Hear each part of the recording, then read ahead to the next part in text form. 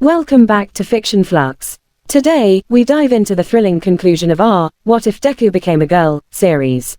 It's been an incredible journey exploring how this twist reshapes not only Izuku Midoriya's character but also the dynamics of the world around her. Without further ado, let's jump right into the action and see how her story unfolds. Returning from winter break was never an easy prospect for a child, being the shortest of the holiday breaks as well as one that offered a chance for gifts and New Year's cash. The prospect of having to get back into uniform and waste all day in class again was a drag to most. Jiro Kyoka was one such girl. She sat at her desk, head propped up lazily on one arm. She ignored the din of her classmates' chatter. It wasn't that she was antisocial exactly, but she did put off an intimidating presence compared to most of the other girls. Her punk accessories and reserved attitude made many people think she was a delinquent despite her grades. She just never bothered to correct them. As everyone talked and exchanged gossip, all she wanted to do was go back home and practice more on the guitar her father had gotten her. The thought of bringing it a shadow of a smile to the girl's face. "Attention everyone, take your seats." The teacher's voice carried over the collective chatter of the students, the teacher's words reluctantly getting the various friend groups to break up and they slowly returned to their assigned seating. When the room finally calmed down, the teacher began speaking again. "Now I know everyone is excited to be back from holiday," he said with a note of sarcasm, smiling a bit at the groan that followed. "But we do have some important news. We have a new student that has moved here for the last semester." This announcement injected some energy into the room, even Kyoka perked up a bit. It was a rare thing for so late in the school year. The students began whispering among themselves on what kind of person the new student could be. The teacher motioned for quiet once more. Once relative order returned, the teacher motioned to the open door. After a long pause, a girl shuffled into the room. She had longish green hair that nearly touched her shoulders. She wore the usual winter school uniform, but her skirt was on the longer side, much closer to regulation than most girls tended to wear theirs. Her hands were crossed in front of her, clutching the handle of her book bag tightly. As she turned to face the class, looking out to the sea of expecting faces before reddening and looking down. Hello. My name is Midoriya Izumi. My quirk is reinforcement. Reinforces things. I like studying quirks and It's nice to meet you all." She squeaked out awkwardly with a stiff bow. "What a dork. So lame. She's kinda cute, little plain though. She's shaking like a leaf. Poor girl. At least it's not a dude. Hey, looks like she'll be an easy target. I wonder if she'll be useful." Kyoka shook her head, her jacks easily picking up all of her classmates' mutterings. She didn't like eavesdropping on everyone, but it was just something she had to get used to due to her quirk. Long as she didn't abuse it, most of them seemed to forget. She passed a glance to another girl in the far back. A stylish brunette who was smirking to herself. Kyoka knew that smirk, and it could only mean trouble for the new girl. The girl's face changed to one of total innocence as she raised her. "There's an open seat next to me, sensei." The girl's voice was chipper and attentive, easily cutting through the murmurs of her classmates. The teacher adjusted his glasses and allowed a small smile. "Ah yes, of course." He turned a friendly smile to the nervous wreck of a transfer student and placed a hand on her shoulder, motioning toward the back. "Please Midoriya-san, take a seat next to Tono-san," he said kindly, getting a small nod out of the girl as she shuffled past the rest of the class to take a seat. "Hi, name's Tono-run," the brunette offered softly with a smile. "If there's anything you need to know and need any help getting around, don't be afraid to ask." The saccharine sweet tone brought a snort and roll of the eyes from Jiro, trying to tune the whole exchange out after the new girl's nervous reply. Tono-run was from a rich family, coupled with an amazing quirk that let her walk on air. She kept a well-crafted persona in front of the faculty but was often talking low of her classmates.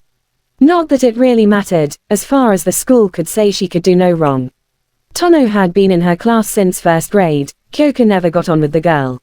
In the end, it really wasn't any of her business. It would just be troublesome to get involved. Despite her desire, school was generally a dull experience and she often found her attention wandering invariably back to the new girl. She was a strange one. Though she jittered like a leaf and was not able to utter a full sentence much of the time, she was quite smart and athletic. She apparently spent much of her time outside of school preparing to become a hero. That dedication was impressive considering they hadn't even reached middle school. Though Kyoka's first love was music, she was not above the fantasy of going into heroism as a career, like most kids did. Realistically though, she was unsure if she had a quirk that would cut it. Something about the girl's fascination with heroes was infectious, even for just overhearing it in passing. Tono herself feigned interest in the girl's ramblings, playing the long game seeing if Midoriya would fit into her little clique. It seemed obvious to Kyoko where this was going to go though. The green-haired girl's earnest efforts may have jived well with Tono's pleasant front but not her true self. It was just a matter of when it would come to a head. Turns out that would be 3 weeks into the semester. "On help you cheat run-san." Kyoko caught a murmur of Midoriya's voice as she was leaving for the day, just before she could set her phone's music player for the walk home. Curiosity getting the better of her, she followed where her jacks led her around to the side of the building. "Come on Izumi-chan," Tono said with a dramatic sigh. Some light giggles from other girls showed it was more than just the two of them talking. Likely the Kono twins, they always seemed to be at the popular girls' heels. "It's just a test, you're right next to me, it won't even be hard." "It's wrong," she replied firmly. "I don't mind helping you study but that's as far as it goes. After all the nice things I did." Tono sighed dramatically. "I was doing you a favor since you were new. No one really liked you so I tried to make them play nice, but if that's how it's going to be, I won't be able to protect you anymore I suppose." The tone was casual but there was a clear implication of something. "Protect? What? You have a good evening Midoriya-san," the brunette continued in an icily formal tone. The other two voices were far less refined. "Yeah, bye, nerd." Kyoko could hear the 3 sets of footsteps walking off in the other direction amidst giggles and soft banter that was less than flattering. She closed her eyes straining to catch what they were saying. "Odd riddance, I don't know if I could sit through another one of those rambling monologues. Always boring hero stuff, she's such a dork. Now girls, there's no time for ideal chatter. There are calls to make." "Right Tilda," both twins chimed in before trailing off. Into giggles. "Calls huh?" Kyoko muttered softly to herself with a frown. No good was going to come out of that. A little sniffle brought her focus back around the corner. Midoriya was still there. She let out a shaky sigh before talking with herself. Single quote ... "I can't believe I really thought it would be that easy," she muttered, the bitterness palpable. Kyoko wasn't entirely sure why but she found herself walking around the corner. Her body moved on its own. She kept her face neutral, reflexively slouching her shoulders and pocketing her hands. The girl looked to be on the edge of tears, looking back at her in surprise. "You okay?" Kyoko asked, unprepared for anything more than that. She'd barely exchanged a handful of words with the girl since she transferred in. Midoriya wiped her face and forced a weak smile. "Ah, I'm fine just," she trailed off. "A bit of a fight," she admitted reluctantly as she turned her gaze down. With Tono right, she pressed. It was pretty common knowledge the two had been hanging out so only received a small nod in return. "It's for the best, that girl is bad news." She allowed her distaste to slip into her tone and got tired chuckle in response. "Yeah," the girl lifted her head with a more honest, if sad smile. "I kinda figured that out." "You gonna be okay?" Kyoko repeated. "Yeah," she straightened up a little. "I'll just work off the frustration when I get home, maybe a little meditation and I'll be okay." Meditation? Really? The rocker girl raised an eyebrow, getting a small blush to rise from the other girl. "It's surprisingly relaxing once you get used to it," she defended lightly, before trailing off awkwardly. She lightly scuffed the dirt in front of her with one of her sneakers. Kyoko let up and shrugged. To each their own. "When I have a crap day I usually just crank up the music and zone out," she admitted before looking up thoughtfully. "That's not all that different huh?" "I guess not." Midoriya agreed with a little giggle. That was better than a sigh at least. Mission accomplished. "Well, I really should start heading home." "Same." They both headed back to the main path. Quote ... "Thank you, She trailed off for a moment before it seemed to click. "Jiro-san right. You got it," she replied with a little smirk. "Well thank you for checking on me, I do feel a little better." "No problem," she shrugged, and with a little wave took their separate ways. Kyoko still wasn't sure why she had gotten herself involved, but the girl's smile seemed to make it worth the effort. There's one good deed for the semester. The next few days were strange. Seemingly overnight Midoriya had turned into a massive klutz. It started small, her study materials constantly falling off her desk or somehow missing her chair when she went to sit down. Though it only seemed to be increasing in frequency, going outside of homeroom into other parts of the school. If Kyoko hadn't been unconsciously following the girl the previous weeks, she'd likely not even thought anything strange given her meek and flighty persona. The nervous klutziness seemed so appropriate, but she had been paying attention. Despite appearances, Midoriya was physically adept, moving with grace and coordination, until now. Instinctively she assumed Tono must be doing something but her airwalk quirk, which could explain some things but wouldn't allow such a constant interference when they were separated. Now girls, there's no time for ideal chatter. There are calls to make. Of course, she wasn't working alone. So petty, can't even do her own dirty work. She was very popular amongst the school at large, so it could be hard to pin down who'd be in on it.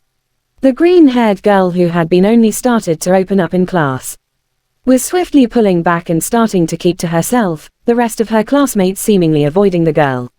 It irked Kyoko more than she thought it would. It really wasn't any of her business. But Midoriya didn't do anything to deserve this. Can anyone solve this equation? Kyoko heard distantly and immediately tried to make herself as small as possible. She hadn't been paying any attention up front. If she was called on, "Midoriya-chan, please come up," the hearing student gave a soft sigh of relief, having dodged that bullet. Maybe she should get back to focusing on class. Why yes sensei. There was a collage of murmurs and snickers as the girl nervously stood and made her way to the front of the class. Just as she was about to clear of the desks, she seemingly tripped over nothing, flailing forward and falling on her face, body sparking briefly just before impact. A moment after the fall, Kyoko heard the subtle rush of wind before the fallen girl's skirt flared up, flashing the whole class with her all-might panties. The class erupted in laughter which nearly deafened Kyoko, forcing her to focus on blocking out the excess sounds as she usually had to. She watched with a frown as the red-faced girl slowly covered herself and got to her feet, mortified. It took nearly a minute for the teacher to regain control of the class, but Kyoko only focused on Midoriya. The girl's hands were clenched tightly and she looked on the verge of tears. Kyoko clenched her fist. She could not let this stand. As the class broke for lunch, Kyoko headed over to Midoriya's desk, the girl taking her time to gather her things. Her head was down, she looked to be muttering to herself. Yo, she kept her tone casual so not to alert Tono or any of her cronies that something was up.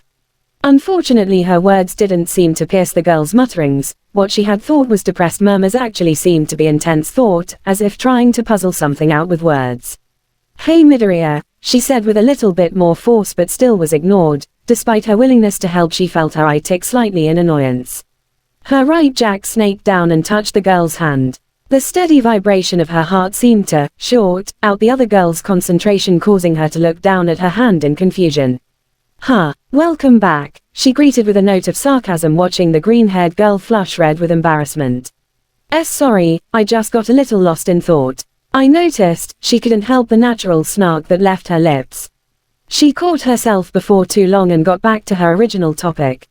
You okay? You took a nasty fall there. Why yeah, I'm fine, the only thing I hurt was my pride, she said with a sigh. I really don't know what's with me today. Kyoko did a quick check. Tono and the twins were gone, no muffled movement outside of what she could see. It seemed like it was safe. She pulled the nearest chair over to the girl's desk and leaned in. I don't know why you're trying to play it off, it's clear to anyone you're being targeted.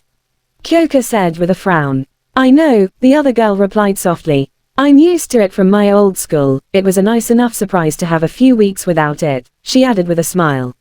It held a sad, resigned feeling to it. Kyoko hated it. You're just going to sit back and take it. Aren't you aiming to be a hero? You should fight back. A hero needs to deal with the negative press as well as the positive, she replied back calmly. If that's their opinion, then I'll just need to work harder to change that. The patient measured response only seemed to spark anger in her chest. She couldn't really be okay with this, could she? Her hand came down hard on the girl's desk, surprising both of them and drawing a few looks from the few students still in the room. Kyoko looked at her own hand and slowly clenched it, letting out a breath. She was getting too heated over this. Look Midoriya, this isn't their opinion. She looked the green-haired girl right in the eyes. Tono has set this whole situation up. I overheard Tono and her cronies say they had some calls to make after they left you after school. They probably been spreading rumors or calling in favors to get to you. She whispered harshly, watching the realization dawn on her classmate's face. All of this for telling her no. I told you she was bad news. I guess so. Midoriya closed her eyes and took a deep breath before offering a small, but more genuine smile. Thank you Jiro-san. At least I have something to go on now. Yeah, she succeeded in what she wanted to do but now was somewhat at a loss. She'd still rarely talked with the girl after all. She stood up and offered her a nod before making her way back to her own desk. Stomach reminded her she very much still had her own lunch she should be eating. As she sat back down at her own desk once more, she couldn't help but notice the focused expression once more. What was going through her head? What was she planning to do? Should she keep butting her own nose into things? Maybe she had her own things to think on. It was that line of thought that had her waiting just outside the gates at the end of school, music in her ear giving an underlying beat to the students moving past her in groups. She didn't have to wait long for her target to arrive. The green hair and hunched shoulders were more than enough to identify her wayward classmate. Shutting off her music with the touch of a finger, she stepped out and raised a hand. Yo, hey, Jiro-san. The extreme puzzled expression was almost worth the wait on its own. Is there something else you needed to tell me? She asked tentatively with a small note of concern. Nah, not particularly, she admitted with a shrug, further confusing the girl. You got anything planned this afternoon? Me. She suddenly looked nervous. Just some studying and training B. Nothing important, gotcha. She cut her off, having to try her best not to laugh at the shocked expression left on her classmate. How about you come with me today? What? Where? It's a surprise, she said with a mysterious grin. You deserve a little fun after all that crap today. You really don't have tea. But I am, so if you're free, let's go. Midoriya did need to confirm it was okay with her mother first, but one call later the girls were on their way into town. Kyoka held a casual stride with her bag over her shoulder, her companion a step behind with her bag clutched tightly in front of her. This would be good for her, she was too tense. Kyoka led her classmate into the town center, carefully navigating through the growing afternoon crowds. They didn't live in a large city, but in the afternoon it tended to get a lot busier. Thus it was important for them to arrive early enough that there'd still be a room open. Karaoke, Midoriya squeaked, freezing up as soon as she saw the sign. Yeah, wait, don't tell me you've never done karaoke before. Okay, I won't, she muttered looking down, so sheltered. Well, good thing we're fixing that today. She grabbed the sulking girl's hand and pulled her inside amidst an avalanche of stuttered protests. An older girl in her late teens sat at the front desk looking bored out of her mind. On spotting the two girls, she cracked a smile. Well, if it isn't Kyoka-chan. Not flying solo today, she spoke with a bemused drawl. Nope, decided to bring a friend today, she replied casual, hearing a sharp intake of breath behind her. They're a small room. Let's see, she scanned a finger over the diagram on her desk. Why don't you ladies head over to room 8 and we'll have a server come by in a few minutes if you want anything. I'm sure you know the way. Sure thing, thank you. Kyoka led Midoriya down the hallway to the left, letting go once they got into the room. Midoriya remained by the doorway, she had a complicated expression on her face. Something wrong? You said we were friends. And, she had said that, it had just kinda slipped out without her thinking. Well, I mean we barely know each other at all.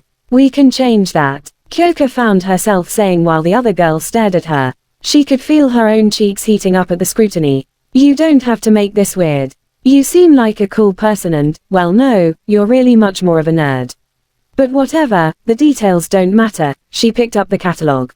Let's just pick some songs and vent out that shitty day, her tone somewhat exasperated and her cheeks definitely still rosy.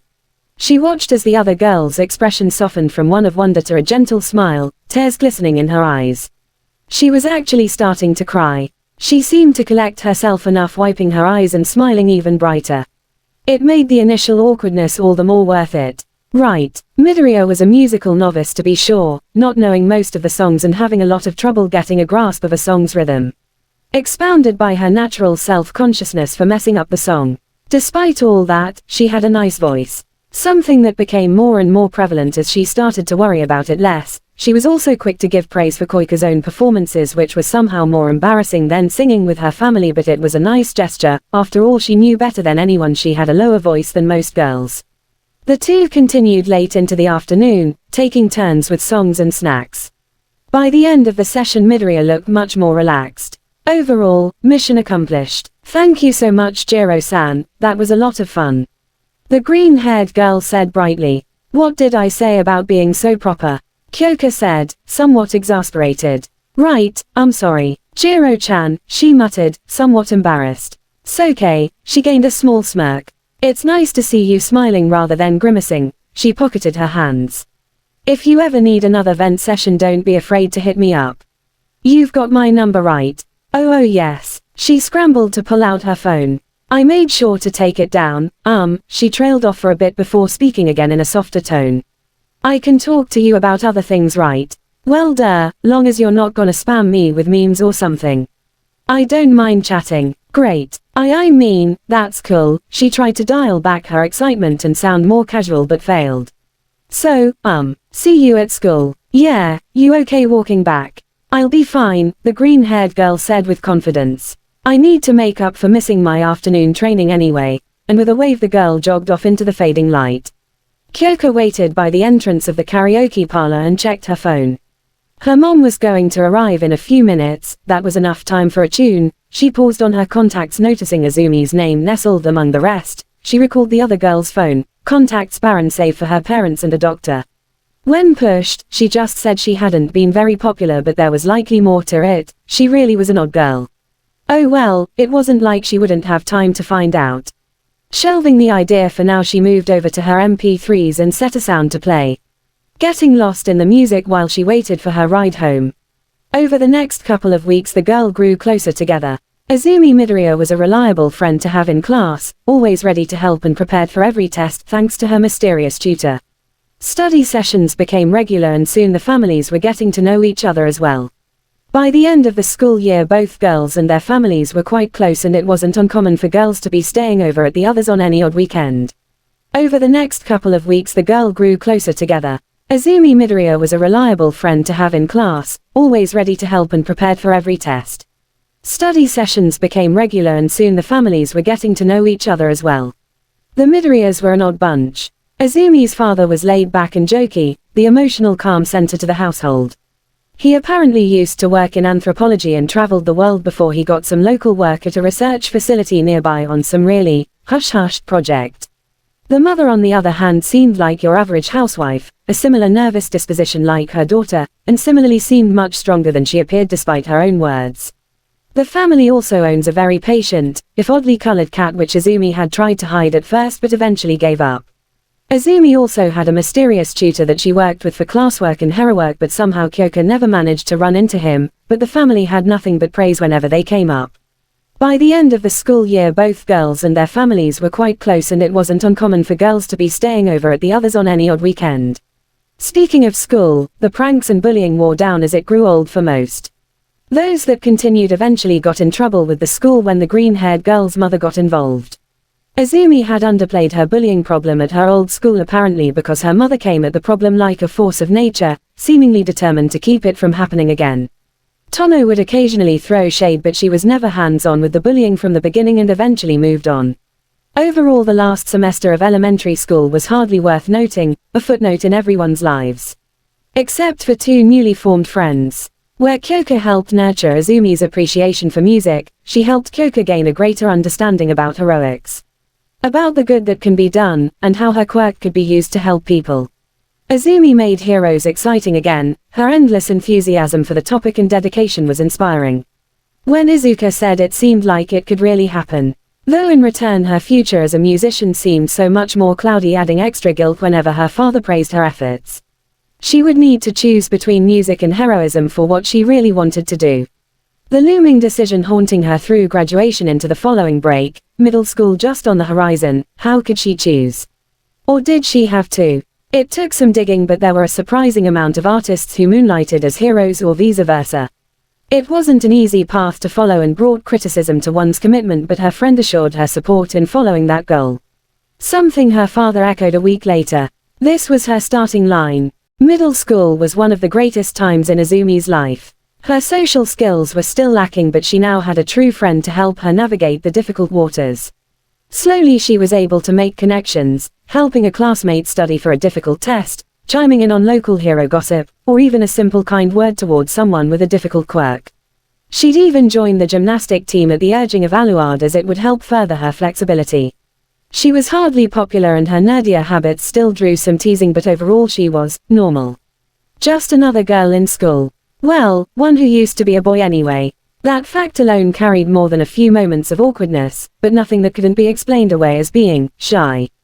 It was strange around boys and girls at first, but even that got easier with time. Dr. Metu always said she wasn't a different person, in hope of reassuring her that the changes she felt were natural to her new self. But she was a different person. Izumi had friends, she had a quirk, she had hobbies and talents outside of observing heroes, she had both parents with her every day and a very attentive trainer who was helping her reach her dream. Being Izumi was easier than being Izuku had ever been. She never told Dr. Metu about those feelings. Before long the next great step came in her final year of middle school, the exam that would change her life. "You're sure you have everything, sweetie?" Inko wrung her hands together as her daughter slipped her shoes on.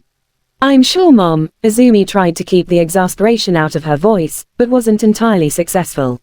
Her mom meant well, but one could only answer the same questions so many times. Her backpack held all her supplies for both the written and practical exam. Notebooks for both testing and quirk watching, a UA exam no doubt bringing out all manners of quirk users. She even packed away a tracksuit for a physical exam, but still found herself dressing in her junior high uniform.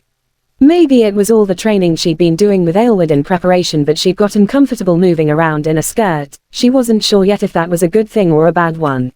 "Okay," her mother sighed, trying to expel all her nervous energy. "Sure you don't want a ride to campus?" Her father called from the living room, head peeking just around the wall.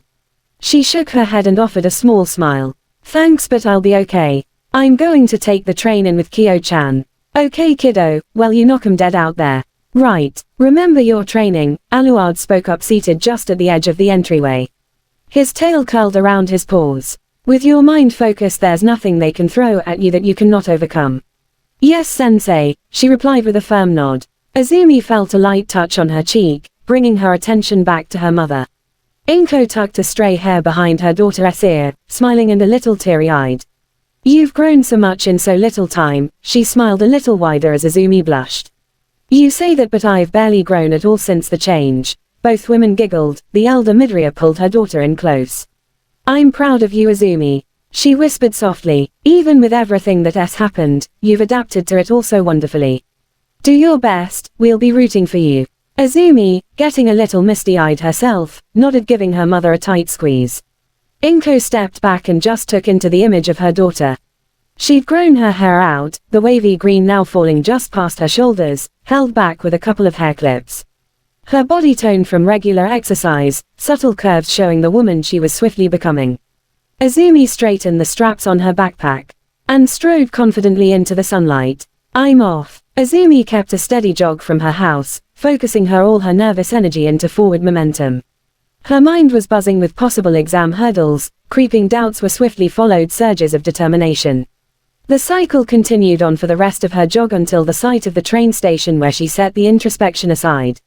"Oi Izu, what kept you?" Jiro's casual drawl caught the green-haired girl's ear just before she spotted her friend through the crowd. She had eschewed wearing her uniform for a more casual outfit aimed for physical testing. "The train will be here any minute." "Sorry, my mom held me up on the way out." She scratched the back of her head, memory of her mother's sincere praise bringing a light flush of red to her cheeks.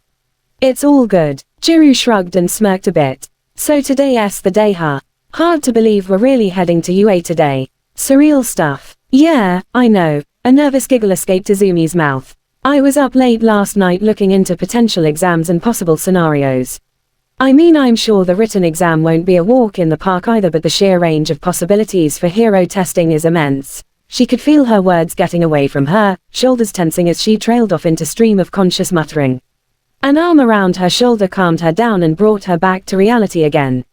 She glanced to Jiro, cheeks rosy. Sorry. I was doing it again, wasn't I?" "Yeah, you were starting to short out again." She gave the girl's shoulder a squeeze. "Just relax, girl, you got this." She spoke with her usual easy confidence.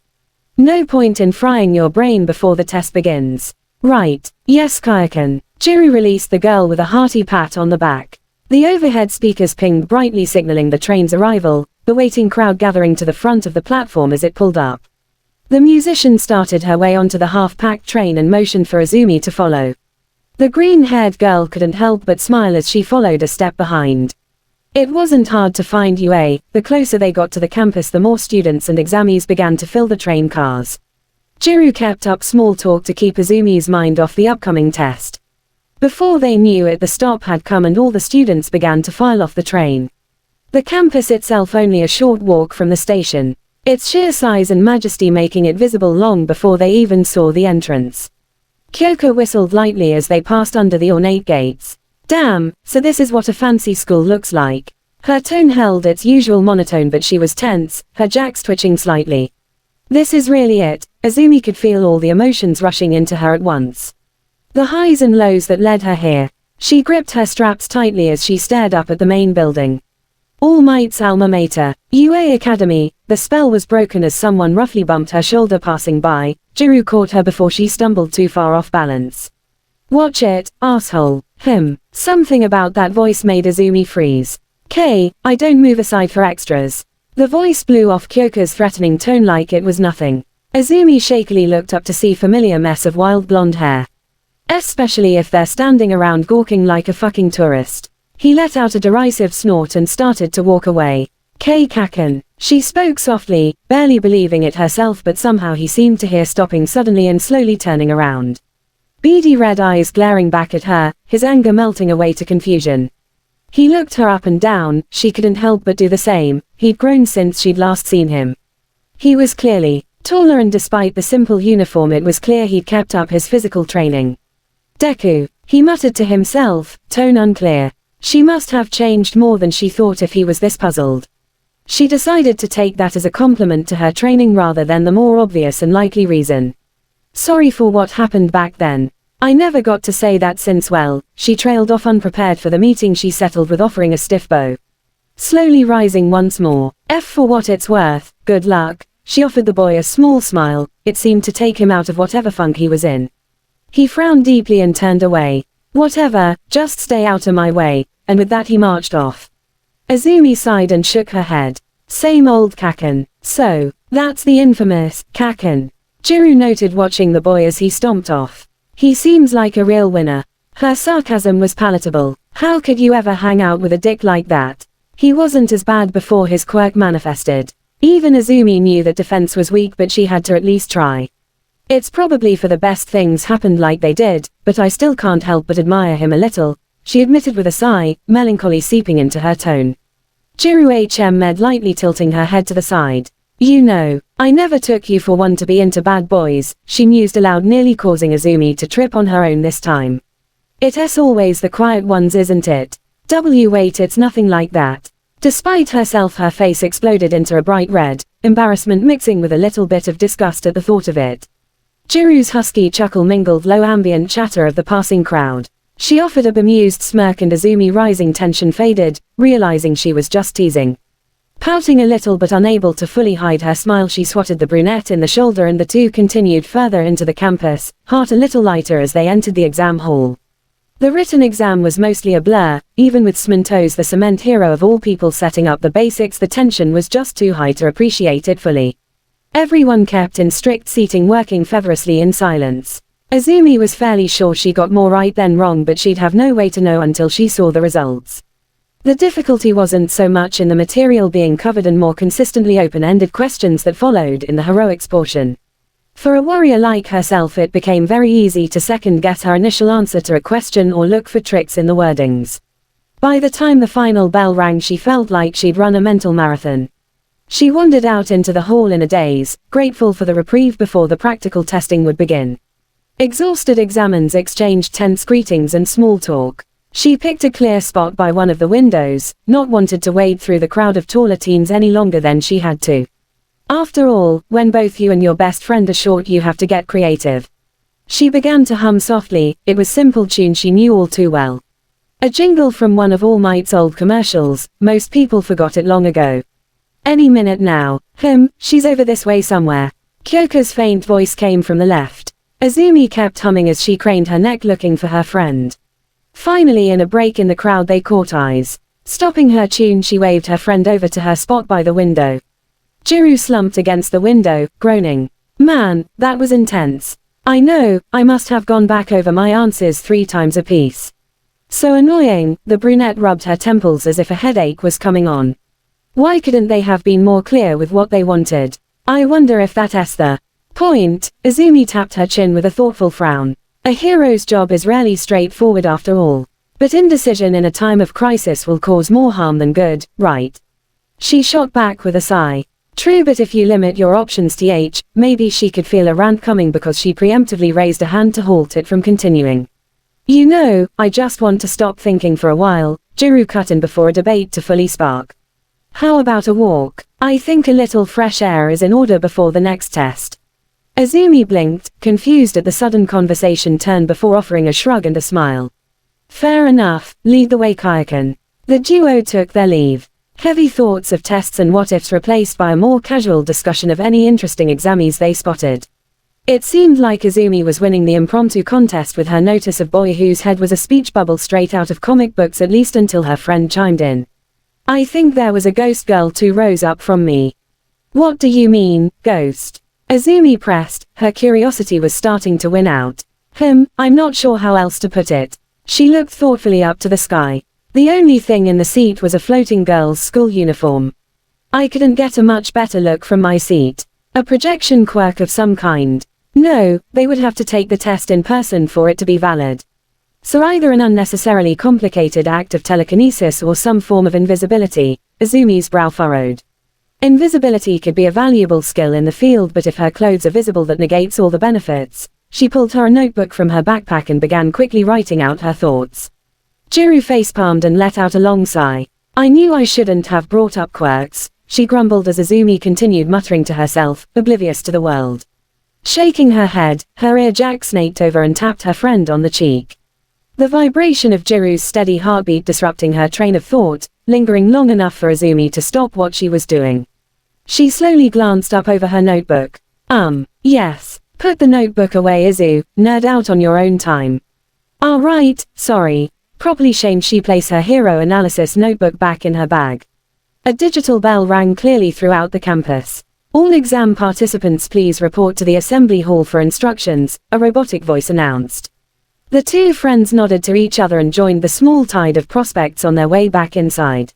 The announcement rang one last time as the nervous masses outside filed back into the auditorium.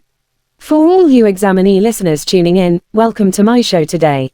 Everybody say, hey. This request was met only with silence, well, not entirely. It's the voice hero, present mic. Kya tilde. Izumi tried to keep quiet, could barely repress the squeal that escaped her lips. I listen to him every week on the radio. I'm so moved tilde, she whispered, bouncing a little in her seat. A light stab in her leg broke her focus, causing her to look around at all the annoyed, curious exams who had turned her way. Turning beet red, she looked down at her lap with a muttered apology. Jiro merely shook her head as she retracted her jack. With Smintos introducing the written portion of the exam and now this. Izumi continued softly, does that mean all of the teachers here are pro heroes? Present Mike went on to explain the exam, an urban battle scenario using robots to act as villains. It seemed in line with some of the other exams Izumi had heard about in her research, though she had hoped for something else. Reinforcement was a support power at heart. To use it offensively she was going to have to get creative. In addition, you, green-haired girl, her thought process shattered as a rather studious boy who had been asking a question turned all attention to her. You've been muttering and squealing this whole time. It's distracting. He glared, the spotlight above flashing off his glasses. If you here for a pleasure trip then you should leave immediately. The examies all around her snickered as she lowered her head again. Kyoka narrowed her eyes, holding a glare with the boy who'd singled her friend out. Ignore him, Izu, he's just talking out his ass. Jiro whispered, getting only a nod in reply. The confrontation over for now. Present Mike continued his explanation. The mysterious 0p, obstacle, got the whole room buzzing. The voice hero kept up his usual exuberance, finishing the presentation off with UA's school motto. Izumi put aside her embarrassment, focusing on the excitement filling her. The assembly hall began to empty as the prospects all headed off to their designated battlegrounds. Dang, even though our student numbers are next to each other they put us in different zones. Jiro frowned at her paper. Yeah, I guess they don't want people who know each other to team up. It would probably skew the results. Izumi noted, biting her lip. Somehow the pressures of the test returned tenfold. Anxiety and doubts plaguing her mind. Izumi clenched her fist, looking determined. Well, I know you will be just fine. So I just give it my all and we'll get in together. She put her fist out in front of her. She had a brave face but her arm was clearly shaking. "Ah right." She voice cracked slightly but kept the determined smile on her face. Jiro smirked, bumping her fist against Izumi's. "That's the attitude I want to see." Tension eased up in Izumi's shoulders, offering her friend a firm nod before they split up. Now it would be time to put all her hard work to the test. Battlefield B. A city in miniature created solely for hero testing and training. Having just one of these is an insane investment, and if what President Mike said is to be believed, they had at least 8. Insane to even consider, even for the most prestigious school in all of Japan. She looked up to the massive gates, trying to calm her pounding heart or shaky knees. Her resolve had diminished once she split from her friend. She'd be on her own for this. For the first time she'd have to put her powers to the forefront. She looked to the charm on her wrist, a piece of hope given to her by her sensei. If she wanted to give it her all, she'd need to change. But doing it in front of all these strangers is too embarrassing. She squeaked pathetically, covering her face. "Okay kiddo, well you knock 'em dead out there. With you mind focus, there's nothing they can throw at you that you cannot overcome. Just relax girl, you got this. I'm proud of you Izumi." She took a deep breath and stood up straight. She wasn't alone, not with so many others rooting her on. With renewed determination she gripped the starlight charm and whispered, "Pretty guardian, transform." Though her trigger was silent, the rush of light and color caught the attention of her fellow examinees. They couldn't see under the soft green glow, but she could feel the familiar surge of power as the divine vestments formed over her, replacing her tracksuit. As the light bleed away, she stood proud, fists clenched at her side. The hell, what s with that outfit? She's pretty cute though. Did she bring that from home? Oh my gosh, so frilly. Izumi pushed back her tears, bringing a clenched fist up. "Everyone is staring at me," she whimpered softly. This was more embarrassing than she could have imagined. "What is the meaning of this?" The studious boy from before rushed over to her, face stern. He loomed over her and crossed his arms. "First the assembly and now this outfit. This is a mockery to this exam." He leaned right into her face and her resolve cracked. What? No, this is just. You think this is all some game? Tears came to her eyes unbidden, she turned her gaze away. "Ignore him Izu, he's just talking out his ass." She turned back and looked the taller teen right in the eyes. Don't have to prove anything to you." Her voice was soft and wavering, but it did make the boy back off and give her space. "What? Yeah, lay off the girl," a voice called out from the crowd by the gate. Soon joined by others. "She can wear what she wants. It is fabulous Tilda, leave her alone. Yeah you bully, be bully." He flinched at the word, looking between the crowd and Izumi. "I didn't intend." "Okay start." Present Mike's voice boomed over all others. All eyes turned upward to the voice hero, perched up on a tower. "What's wrong? There are not countdowns in real fights." The crowd started to scramble. Izumi took her chance and ran for the now open gates, anything to make some distance between herself and her harasser. Run. The die has been cast you know." Everyone dispersed looking for enemies to fight. Izumi ignored the first couple she saw as they were immediately dog-piled by multiple students. "Robots, I need something that can fight against robots." She stopped at an intersection, coming face to face with a 2P villain. Instinctively she backed away as the metal monster loomed above her. Target acquired. "I'll kill you." With no other warning it lunged for her at full speed. Her body froze up for a moment, panic starting to set in. "Remember your training, Aylward sensei." Right, she cursed softly before focusing her power. "Reinforce." She jumped, the divine vestments giving her the ability to easily clear the robot as it plowed past into the wall behind her. With the sound of grinding metal, half of the robot plowed clean through the building, the other half was stopped cold, the wall in question completely undamaged and faintly sparkling. She stumbled with her landing, unused to putting her boosted form in action. She looked back at her work, a smile crept onto her face. It worked, 2 PTS. She clenched her fist tightly, confidence soaring. "I can do this." She took off down the road in search of more. 7 minutes remaining. A robot toppled as a glowing stop sign cleaved through its leg like it was nothing. Izumi pulled it free and stuck it through the robot's head and into the concrete.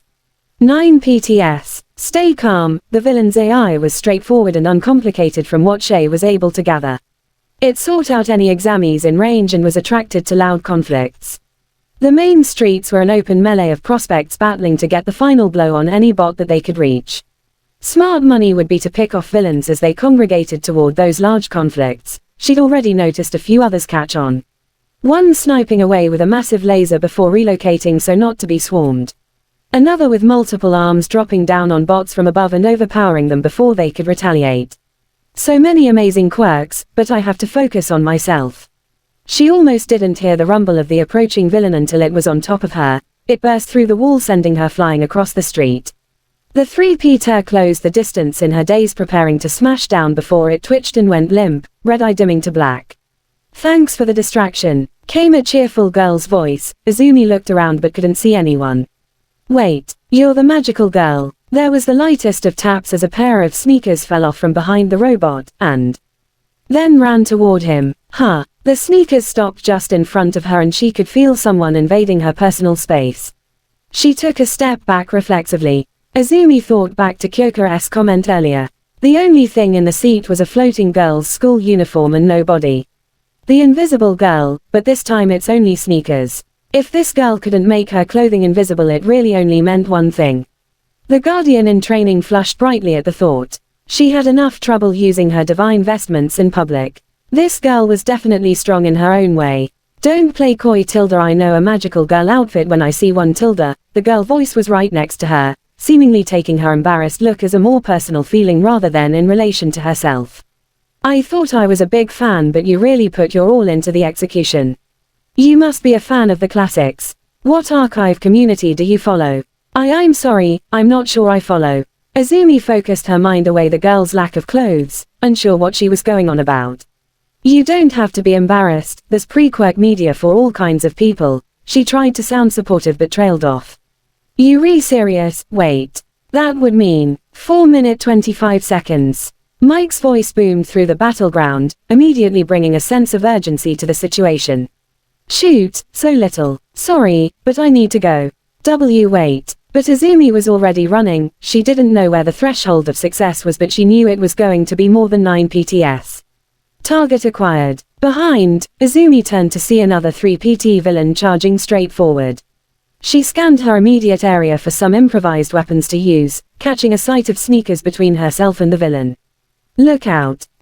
Reinforce." From nothing, an outline of sparkles showed the curved figure of a girl. Just as the robot swung its arm in a wide arc, knocking the invisible Izumi off her feet and into the wall, a trail of sparkles following her to the point of impact. The bot unfortunately remained focused on its prey and turned to the downed girl as she struggled to stand. Crap! Izumi jumped onto the thing's back looking for any weak point to exploit, at least to distract it somehow. "There's an off switch, just behind its head. It's hidden," the invisible girl shouted as she struggled to her feet. "Oh okay." Taking the girl's advice, she scrambled up to the robot's head and felt around. There was a switch. One flick and the whole thing powered down. Both girls let out a sigh of relief. "Are you okay?" "Why yeah, that just knocked the wind out of me, but it should have done a lot more than that." There was a small tremble of fear in her voice. That must have been the first clean hit she'd taken the whole exam. "I used my quirk to strengthen your body. I've never really used it on anyone at a fight yet. I'm glad it worked." She smiled happily. 3 minutes. We'll talk later." Right. Izumi leapt from the robot and headed back to the main road. The distant footsteps of the invisible student behind her lost as the sound of battle increased again. In the distance, robots rained from the sky around a brown-haired girl who looked tired and pale. The studious jerk who had been harassing her rocketed through one with a mighty kick. Everyone was giving it their all. That was until IT showed up. The ground shook. The thundering sound of grinding treads and crumbling concrete drew everyone's attention. The 0Peter. It towered over the buildings, looking down on the Izumis like they were insects. An obstacle that will go crazy in narrow spaces. I recommend you listeners try to avoid it. A massive fist swung and hit the ground with a force that nearly knocked Izumi from her feet with wind pressure alone. Everyone panicked and scattered away from the monstrous robot. "Isn't this going overboard?" Izumi tried to tear her eyes away from the robot and start running herself. If she just avoided the big lug, surely there were a few more stragglers to get. Ow! She froze again, turning as the smoke started to clear. There was a girl on the ground, barely moving. Behind her a 2-story tank tread approached. She was in its direct path. With a burst of adrenaline, Izumi turned and charged back toward the gimmick. If she didn't do something, that girl would be crushed. She summoned up all the power she could muster and narrowed her eyes. Reinforce. She held her arms toward the giant robot. The sound of metal grinding on metal drowned out everything else. The treads slowed to a crawl as if fighting something. 1 year ago. Izumi sat on the living room floor in her exercise clothes. Her usual regime of exercise was done, so it was now time for her magic lesson. Now Izumi, we are going to try something a little different today for your magic instructions. This will be about precision over power, so you shouldn't need to transform. Aylward pushed a pocket watch between the two of them, choosing to ignore the girl's sigh of relief. I want you to use your magic on this watch. Quote, yes, sensei. She looked to the watch and raised her hand over it. After the moment, the watch was covered in the telltale sparkles of reinforce. What you are doing right now, it reinforcing its outer shell, protecting it from damage much like any other object. The cat explained, but a watch is made up of many moving parts and mechanisms. He pointed a claw at the pocket watch. In the upper corner there was a decorative window to the turning gears inside. I want you to use reinforce on one of the mechanisms inside the watch. It's your choice. Okay. Izumi frowned, a bit unsure where this was all going. She'd already practiced focusing her quirk into small objects. The sparkles left the watch and she focused on what gears she could see. She could feel her magic take hold and the watch ground to a near stop. It was fighting to keep functioning. What? You see it, do you not? The reinforced gear. It's not turning. Reinforcement magic uses power to increase the strength and durability of an object or living being. Her sensei began, it prevents other forces from acting against it. Thus the gear you're reinforcing requires more force to be moved, power this small device simply doesn't possess. The girl's eyes widened as the truth of the lesson dawned on her. In my world there were few such devices, but here there are many. He smirked slightly, revealing his fangs. Something I'm sure you can put to great use. Less than 2 minutes. Izumi grit her teeth, putting everything she had into pumping as much reinforce into the looming treads. She had no idea of the internal mechanics of this robot, but tread mobility was something she could wrap her head around. The giant 2-story wheels sparkled brightly as they failed to turn, unable to move forward and crush the student. Thank you, sensei, she whispered to herself before glancing to the girl in question who was watching her in awe. See, can you move? Not much. I overused my quirk. She sounded like she was going to be sick but managed to choke it down. This wasn't good. Izumi wasn't sure how long she could hold it off. If she lost focus for even a second. I got her. A pair of sneakers ran past her toward the downed exami. Relief pushed away the growing doubt and she doubled down on her focus, hearing the satisfying metal groan get louder. The invisible girl helped push the debris off the trapped girl and brought her to her feet. Arm over one invisible shoulder, they started to hobble for safety. As they passed Izumi, she called out again. We're clear. All right. Izumi released her hold on the treads, dizzy from all the strain. She didn't have time to catch her breath, turning and racing after the other girls. There might still be a few robots. Time's up. Mike's voice boomed across the battlefield. A siren swiftly followed and all tension left Izumi's body. Bracing herself on her knees to keep from falling, her divine vestments faded away in a trail of glittery sparkles, returning her to her tracksuit. Her hair losing some of its volume and luster as it fell over her face. I guess 12 point will have to do, she sighed to herself before looking over to the other two girls. Her personal disappointment outweighed by the others' safety. Thank you so much. The brown-haired girl bowed deeply despite being seated. Something she likely regretted as she nearly threw up from the sudden motion. Don't worry about it, the invisible girl said cheerfully. Despite having no visible indication, he felt as if the girl had looked her way. A hero can't just stand by and watch someone get squished, right? Right, Izumi agreed with a smile. He felt the rush of her personal space being invaded once more, the sneakers right up in front of her own. But that was so cool. How did you manage to stop that thing? I thought your quirk was for buffing. Well, a gust of chilly February air blew by, causing her to squeak and jump. It seemed after the excitement of the test over reality started to set in. Hold that thought, I need to go get something to wear. She sprinted off, muttering darkly about having outdoor tests at this time of year. Izumi couldn't help but giggle a bit at the absurdity of it all. Wait, does that mean this whole time she was? The brown-haired girl turned a deep shade of pink. It's best not to think too hard on it. The green-haired girl offered her hand. Do you need any help getting back to the entrance? No, I just need to sit for a bit, she smiled brightly. I'll be fine, please go on ahead. Respecting the girl's wishing, she offered a nod and walked off. Sore but satisfied. Quote ... I hope 28 points will be enough, she heard the girl whispered, her own doubts returning. She hadn't even reached half that score. This test really was skewed for combat quirks. She sighed, trying not to think too darkly on it. I hope Kayako did okay. She looked back up, catching a glance from the studious boy who was watching her intently.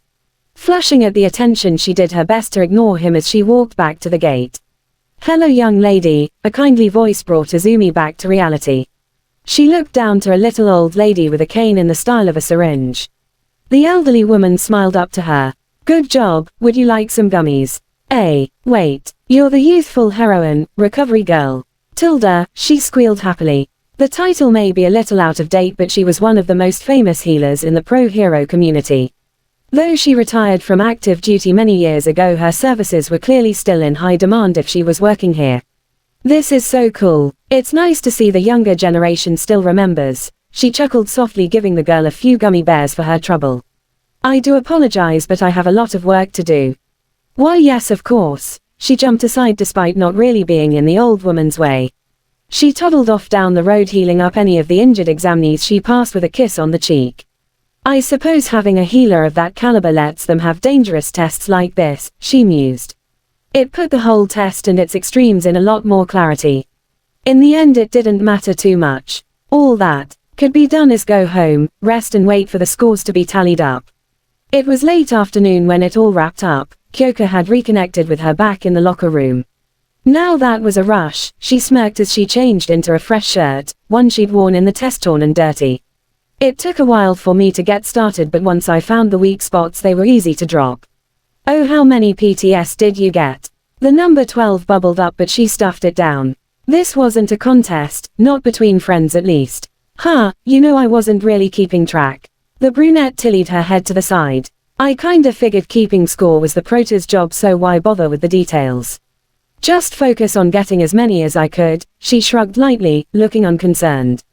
As expected from you, Kayako, you can always keep your head under pressure. Izumi smiled softly to her friend as she slipped her skirt back on. I had to scramble to find things that would work. Walls, railings. Maybe I should have stuck with that stop sign, she mused thoughtfully.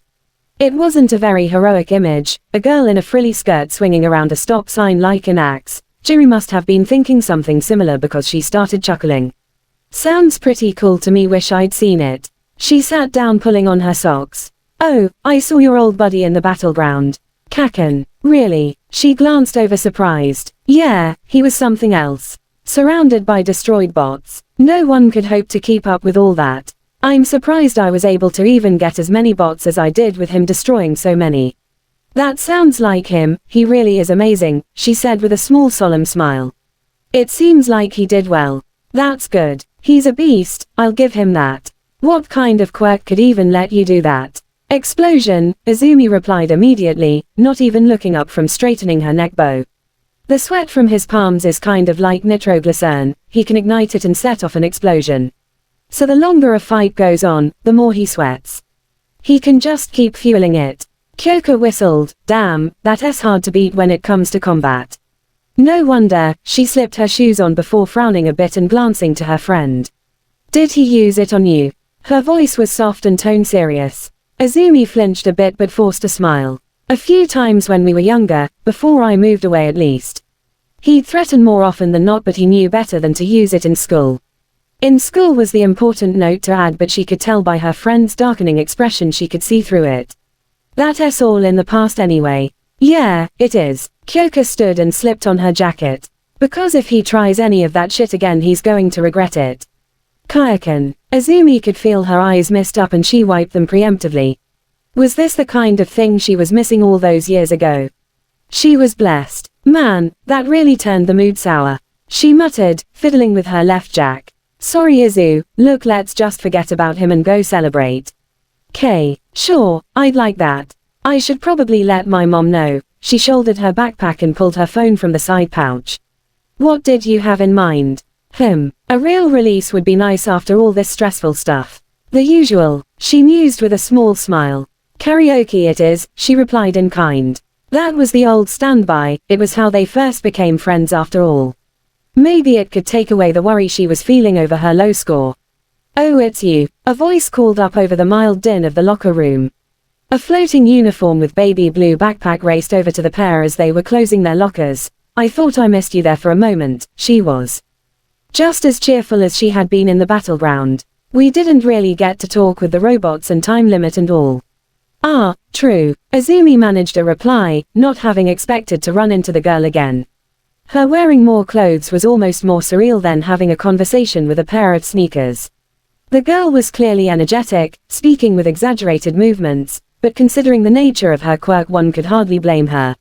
"So this is the ghost girl?" Jiro asked with a raised eyebrow. Invisible, not a ghost, though a hit at Halloween parties. She gave a mock salute, presumably since you can't see her hand or forehead.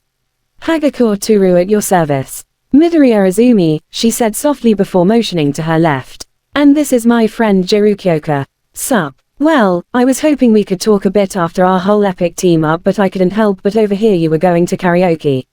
Toru asked, hopefully empty sleeves pulling up to her chin. Izumi could feel the puppy dog look even without seeing it. "Any chance there's room for one more?" I don't really mind. What about you, Kayako?" "Sure, why not?" the brunette said with a shrug. "We're all in the same boat today after all, no reason not to let loose," she added with a hint of a smirk. "Sweet." The invisible girl pumped her fist, her energy infectious. The three girls left the campus amidst lively chatter, promises of sugary drinks and soundproofed rooms in their future. Izumi couldn't think of a better way to end the day. "I'm not sure I like this, Al," Hisashi muttered as he pulled into the golden arch of the UA campus. In the seat beside him sat a black cat with pink stripes and a furrowed brow of his own. "How did he even find out about our research?" The teaching staff is no doubt curious if they witnessed the Guardian transformation during the exam, the keeper said calmly. "But to ask for you by name, the principal must have extensive connections," he replied simply, knowing there was little that could be done about it now. Parking the car, the Midoriya patriarch got out, waiting for his companion to trot out the driver's side door before closing it. "It is quite an impressive campus though, much greater than any educational facility we had back on Davaria. It's the top hero school in the country for a reason," Hisashi said, straightening his tie out of nerves. Both made their way into the main building, empty due to vacation. They walked in silence up to the 5th floor until they spotted the correct office. The secretary, to her credit, only hesitated slightly before ushering Aluard toward the office, though refused to let Hisashi follow. "Thank you for coming on such short notice, Aylward-san." "It is my pleasure, Lord Nezu, was it not?" Aluard replied with a slight bow as he observed his host. The principal of UA was an odd being to be certain, radiating with a strong aura, stronger than most humans he'd observed.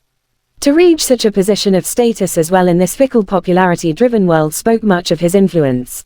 Surely a fascinating story, but that would have to be for another time. There were more pressing matters to discuss. "If you have summoned me, despite my attempts to remain undercover, then I imagine this is about my guardian Midoriya Izumi." "Indeed." The creature steepled his fingers atop his desk and smiled. "She's quite the impressive young woman. She did well on her exams. She was very creative with her quirk use, managing a serviceable amount of villain points despite having a support quirk. Her strong heroic drive to face off alone against our gimmick at the end of the test impressed many of the teachers, and of course that transformation." His voice remained calm and casual, but his gaze held an imposing presence. "It's quite impressive, though some teachers were worried it was outside assistance. If that is the case, it would invalidate the physical portion of the exam entirely. Whether it was genuine or not, Nezu seemed unhappy at the prospect." "I see. That would indeed be a lot of trouble," the Keeper of Hope replied with forced pleasantness. "I'm sure there is something we can do to rectify this misunderstanding."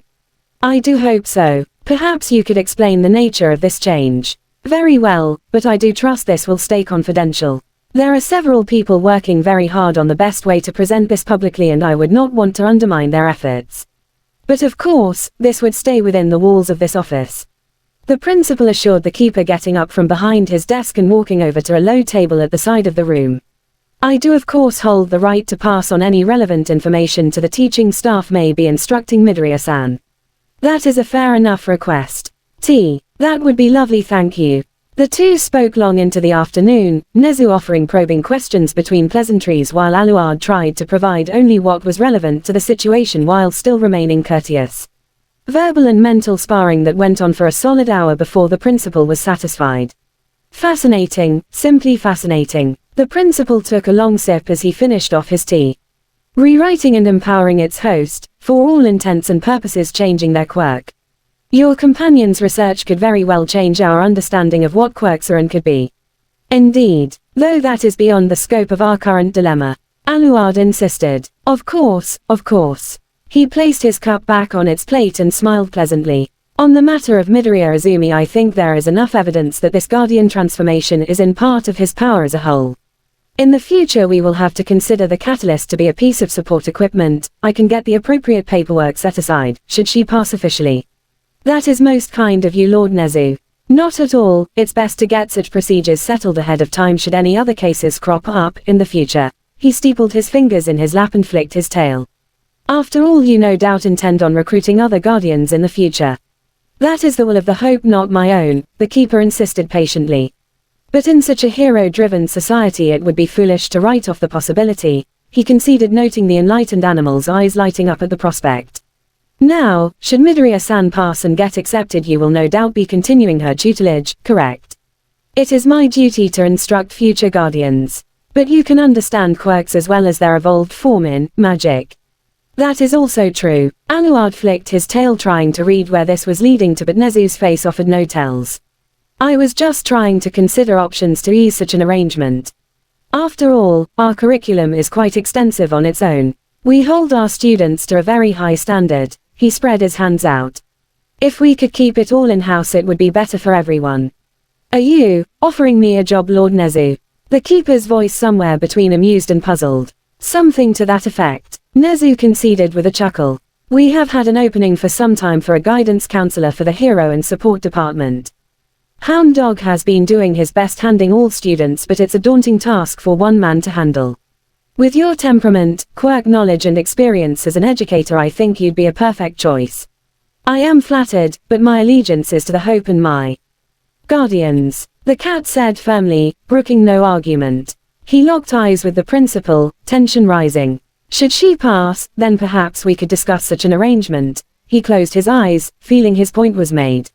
But of course, Aluard-san, as beneficial as your contributions could be, I would not tarnish the standards of our school in order to acquire them. I assure you, should Midoriya-san pass the exam, it will be only on her own merits, he promised, and yet Aylward couldn't help but feel he lost this encounter by some degree. Now I'm sure I've kept you long enough, so you're free to go. Thank you so much for coming by. The honor was mine, Lord Nezu. The two talking animals exchanged bows before the keeper made his way out the door, opening it with a flick of telekinesis. Hisashi stood as saw the door open. The two exchanged a look and left the office without says a word. It was only once they'd started to traverse the empty hallways that the human spoke up. So, I managed to convince them not to disqualify Izumi. At that, Hisashi visibly relaxed. Thank God. The man chuckled a bit but noticed his companion remained tense. Did something else happen? You could say that. Aylward was quiet for a moment, considering his words and the exchange in the office carefully. The principal seemed much more interested in the Hope and myself. In fact, I don't think this meeting was actually about Izumi at all. As he said it out loud, it seemed all the more plausible. I see. Hisashi frowned as they left the main building and started toward the parking lot. Should we be concerned? I don't believe so, the cat shook his head. For all of his ability and presence to hide his motives, his aura never wavered toward any dark intentions.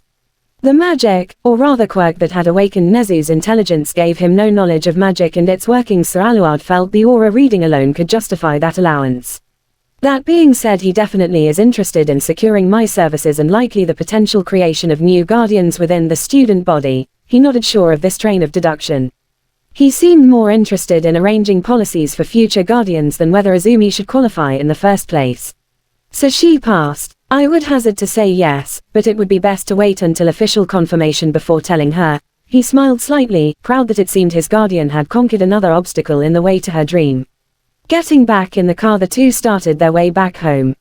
Hisashi lit a cigarette with his quirk and lowered the window to give the smoke a means of escape. I'll admit, if we obtained the backing of a prodigious academy like UA, it would do wonders for our next presentation, he mused, keeping his eyes on the traffic before him. But no need to jump right into things. Let's just continue on the plan for now. It would help if we could expand our pool of subjects. It is the will of the Hope for who can become a proper guardian, Aluard said with a sigh. Though he enjoyed the process of discovery, Hisashi and his team embarked on, it was tiring in other ways. Your wife thus far is the only other being it has responded to, and I'm sure neither of you would like to see her as a young girl. Well, I mean, it depends how young we're talking about. Hisashi mused with a sly grin. Aylward merely rolled his eyes, knowing the human had no true intention to push such a change. That potential outcome had been set aside years before. Though it did add some weight to Nezu's own words, meeting such a large pool of potential heroes could mean much for Hisashi's work as well as his own. Guiding young heroes did sound appealing. They'd just have to wait and see what the future would bring. It had been over a week since the UA entrance exams, the results were still days away. In a small apartment, a transparent girl laid flopped on the living room couch. An oversized violet t-shirt draped lazing over her, the slightest peak of white cotton floating inside it, snug against her invisible hips. The TV was on, some daytime talk shows debating the merits of insert mundane hero topic. The girl in question wasn't even watching, just laying on the couch staring up at the ceiling. Hagakure Toru was bored. After the adrenaline high of the practical exam and the pleasant cool down of unexpected karaoke, it had been a steady decline from then on. Her brief encounter with Midoriya Izumi have prompted her to dust off her retroplayer and rewatch some old shows she hadn't seen in years. But soon enough she needed some other stimuli. Her parents were still working the usual schedules, she had no one to hang out with, there wasn't even any school to dissuade. She sat up abruptly. She had someone she could hang out with, well, if they weren't busy. That little detail barely occurred to her as she hopped to her feet and rushed back to her room, bare feet skidding on the carpet to take the sharp turn directly into her room. The soft tan and beige of the hall was overwhelmed by the bright pastels of her bedroom. Rushing past her shelves of pre-Quirk media and diving onto her bed, sending hapless stuffed animals tumbling to the floor. She reached to her nightstand and groped blindly for her smartphone. She tugged excitedly, pausing only briefly to unplug the charger rather than yank the whole thing from the wall. She forced herself to slow down as she navigated to the contact list. They hadn't talked since the evening of the exam, but they had at least exchanged phone numbers. She rapidly texted out a greeting but only got gibberish. With a frown she navigated back out to the contacts. It seemed no matter how she tweaked the setting, touch screens always struggled to register her. It was just as well, she preferred talk of texting any day. Hello. Yo Midori-chan. Hagakure-san. She seemed a bit taken aback by the energetic greeting, perhaps she should turn it down a couple notches. Hi. What's up? Her reply was soft but happy. Nothing, and that's the problem. She added a huff for emphasis. I'm going crazy waiting on the results. She kicked her feet as she propped the phone into a more comfortable position. How you holdin' up? About the same. A nervous giggle seemed to slip out. I'm just finished my morning training, so I'm just surfing for any interesting news at the moment. Toru gained an unseen grin, all according to plan. Oh really? She played coy. Since neither of us are doing anything, maybe we could hang or something. She kept her tone as casual as possible, not wanting to come on too strong. Midoriya seemed the shy type. Something reinforced by her halted reply. Sure. There was a pause. What did you have in mind? She sounded unsure for some reason. Toru rolled over and looked up to the ceiling. Normally I'd say the mall or something, but I'm a bit low on spending money. It was a lie, but it set things up nicely for her. Alternative. But I do kinda wanted to show you some of that stuff I mentioned. The magical girl thing. Yeah. I could bring it by your place and we could hang out. My place. She sounded on the back foot again, she was pushing too hard. If you can't, it's cool and all, she added swiftly so as not to overwhelm the girl. I just kinda wanted to get out of my apartment, even if it was just to go to another apartment. She giggled, relieved to hear the other girl laughing as well. Well, I don't mind, I guess. Score. Wait, don't you live out in Tokyo? Crap, that did complicate things a bit, unless... Dang, we wouldn't get a lot of time to hang out. She paused but didn't give enough time for Izumi to chime in with another idea before starting again. Oh, we could have a sleepover. This was a risk. It's not something you normally just spring on someone, especially someone new, but part of her was hoping it could work out. The silence on the other end was disheartening. That's probably too much, huh? Well, it could be fun. Hope raised again. I'll just have to check with Mom first. Hold on a sec. The phone grew muffled as Izumi disappeared. Toru held her breath, crossed her fingers and waited. With a few bumps and scrapes the voice picked back up. Hey, sorry about that. Mom says she's fine with it, as long as your parents know. Awesome, I'll be sure to let them know. The key being if they even noticed she was gone. That thought stung a bit more than she intended, but kept it out of her voice. So just let me clean up and I'll hop the train over. She tilted her head back to check the time. Text me the nearest station to you and I'll let you know when I'm close. Okay, I guess I'll see you soon then. Yup. She hopped out of bed, already shedding what little clothes she had by the time Izumi had hung up. She tossed them aside and her phone to the bed. No time to enjoy a bath, but a nice hot shower would have to do. The water collided with her transparent body, giving an abstract impression of her figure. That's so cool. It's almost like you're actually there. She paused for a moment, the thoughtless comment from one of her old classmates passing through her mind. One of many she'd heard over the years. Some were not thoughtless, they were purposeful. She clapped her palms against her cheeks. None of that, I'm visiting a friend, she told herself firmly. No negativity. She clenched her fists and nodded. She returned to cleaning with focus, eyes on the goal. She moved from soap to shampoo, realizing shortly after starting that she needed more. It's getting long again, huh? She noted, repressing a sigh. It was hard to keep track when you couldn't see it even when it was in your face. I should probably cut it later. It can wait until after the hangout. Glancing over to the rack of products her mom used, since she was letting it be, might as well treat herself. She put a bit of extra effort and product.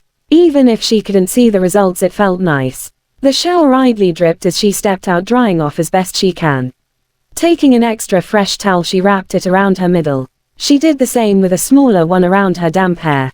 She was just about to leave but paused at the steamy mirror. She reached forward and placed her finger on the glass. With a few quick strokes she drew a goofy face right where her face should logically be. She lined herself up just right and gave the mirror a peace sign before giggling at the absurd display. That was a little better. She bounced into the room and went about picking out an outfit. Something cute, but covering. She HM'd lightly. Though Toru had grown more comfortable wearing less and less as part of her quirk training, she wasn't dense to the confusion it could cause to new faces. The less she wore, the harder it was to communicate properly. Exaggerated body movements replaced subtler facial expressions. If you weren't even wearing a shirt with sleeves, well, it complicated things. So for the chance at turning her news acquaintance into a real friend, she'd make the compromises. A light long-sleeved shirt, a cute skirt with some thin leggings to wear under it. Gloves. There was something of serious consideration. Her hands were the easiest way to express herself. It could even let her swap to a t-shirt. She opened the small drawer next to her underwear, eyeing the many different kinds. Her mom made her wear them for anything formal or on the rare times they went out. It made them feel impersonal, not the kind of thing for just hanging out. Her dad wore them all the time for work and such, but well, he was never the touchy-feely type. I'm really overthinking this. She bopped herself lightly on the head and plucked out a nice pair of black gloves and tossed them to the pile, replacing her long-sleeve shirt with a more comfortable tee as she promised. Better. She nodded satisfied and went back to gather the rest of her sleepover necessities. Other outfits, underwear, nightshirt, a small plush and other odds and ends. Preparations continued, blow-drying her hair, getting dressed, packing the essentials away in her gym bag. The only thing giving her pause sat on the shelf. Of all the series she collected, what to bring? She looked over her collection closely. Almost all of the shows were missing episodes or patchworked together from several sources of varying quality. Such was the case with all pre-Quirk media. Considering her uniform, it would best be to start with the classic. She plucked the worn case with a crescent moon on it from the shelf and put it aside. The darker stuff really wasn't best to start with, so something lighter. Her hand lingered over the faded reddish book-style case, but her eyes trailed over one of the most worn cases on the whole shelf. But who doesn't like giant lasers? She giggled and grabbed the pink and white case instead. Packing the two collections inside carefully along with her prized portable retroplayer. She clapped her gloved hands together and smiled wide. Okay, let's go. She swung the bag onto her shoulder and nearly toppled herself, misjudging the weight. She laughed nervously. Glad no one was here to see that. She readjusted the strap until it was more comfortable and headed out. The train ride was pretty usual. Ignore the odd looks that got passed her way in favor of listening to some music on her phone, the earbuds bopping in the air with the beat. It was all she could do to focus her excitement. She was going out to hang with a potential friend and get away from the quiet apartment, but more than that, this would be her chance to finally put it all to rest. This would be the chance to find out if Izuku Midoriya was a real magical girl. On face value it sounded like a flight of fancy, but there were just too many little things that added up. If it could be done, she was totally getting in on it. Well, unless it was one of those Faustian power bargains that you paid for with your soul for, then she'd have to think about it a little. The uniform was really cute after all.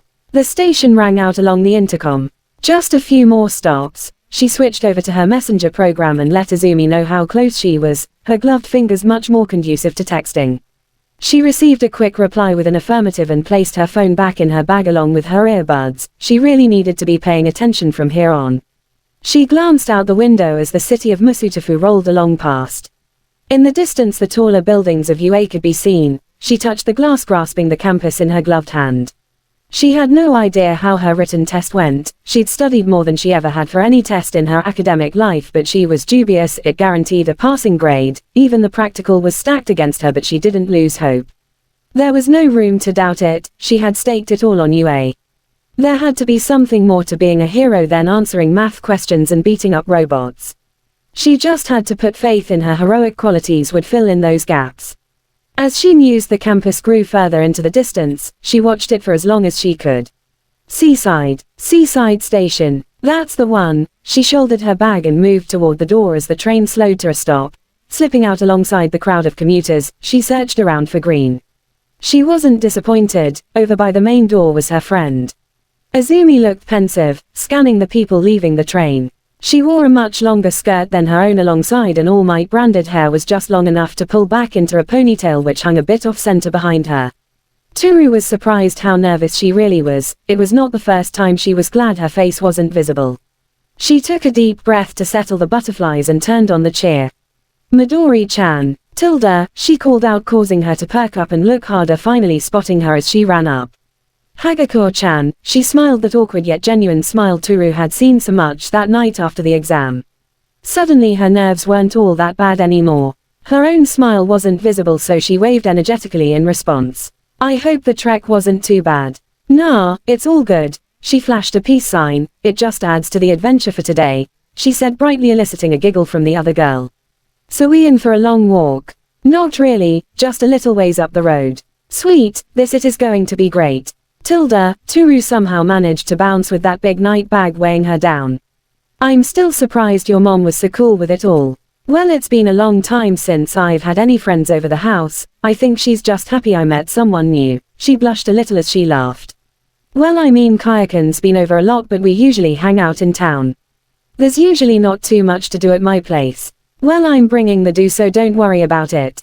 Toru offered the girl a thumbs up. Right. Izumi focused her eyes forward, hands fidgeting a bit. So why are you so determined to get me to watch these magical girl things? They're fun for one. Toru replied, first off with no hesitation. Some of the pre-Quirk hero stories are pretty hokey in a world like we have today, but it's kind of fun to just let yourself be sucked in and go along with it. Her chipper tone mellowed out into something more calm and casual. My quirk's not really flashy or immediately useful in most circumstances, so I can still appreciate the escapism. Gaining real powers to be able to help people. Her gloved hand reached up to scratch her cheek. I think you have a really cool quirk, Hagakure-chan. Izumi assured her. I think you'll make a great hero. The transparent girl reflexively looked for the sarcasm or pity, but only found genuine praise. Embarrassed and a little ashamed, she turned and forced a laugh. Unsure how to respond to such earnestness, she fell back on her standby humor. If you say so, Midori-chan. But when streaking is your superpower, you have take what you can get. Self-deprecation wasn't the best reflex. It didn't help much with the confidence issues of awkward teenagers, but Toru did her best to make it work.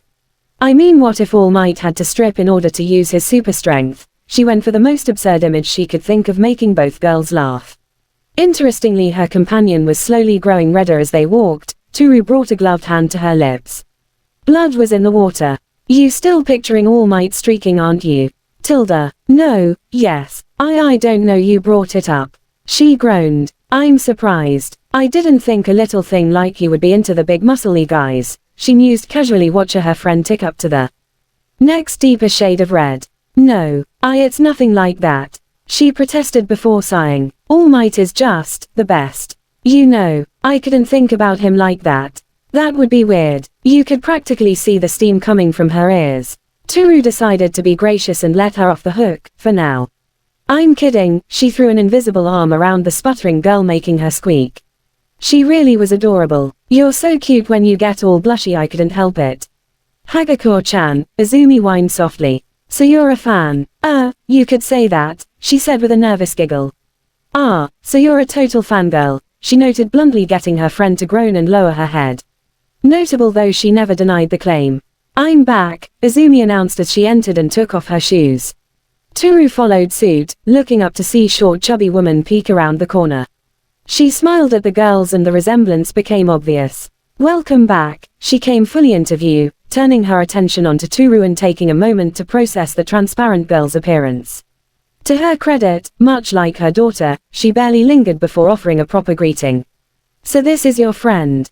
Toru Hagakure, at your service. She put her energy level at max and added a little salute for flair. The older woman laughed good-naturedly at the display. Well, it's nice to meet you, Hagakure-chan. She offered the invisible girl a smile and waved the girls off. Well, I won't get in your way. I'll be out in the living room if you girls need me for anything. The teens headed down the hall and after a moment of reluctance she opened the door to her room. Toru's first inclination was to look for any off-stuffed animal or pet to go along with her magical girl theory, but she was distracted by the sheer about of all might. Posters, collectibles, a carefully folded throw at the end of the bed. Wow, you really are a total fangirl. Izumi relented with a sigh. It's okay, Midori-chan, no worries. She did her best to bring the girls' spirits back up. She looked back to the room, filtering out the All Might memorabilia. A couple of regular-looking plushies, some training equipment in the corner next to a gym bag. I never took you as one for sports. Well, I've been on the gymnastics team since I started middle school. Izumi admitted with a small smile. The flexibility is a big help since reinforcement stiffens me up if I use it on myself. Practice and hero-oriented, as expected. And well, it's kinda fun too, so that helps.